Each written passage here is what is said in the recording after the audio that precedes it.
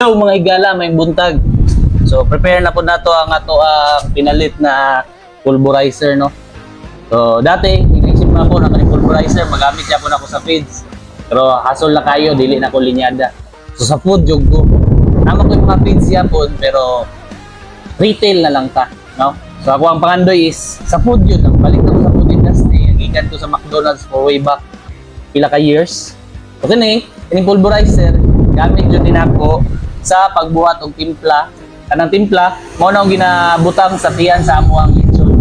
Lechon pabo, lechon manok, tanan na lechon. Welcome sa mo hasang sa baa. Highway na ng dramo ako mo saba. Okay, so mo na test ride sa nato ang ato ang pulverizer. Okay. Right, working. So mag-start na mi og halo sa among seasoning. Timpla.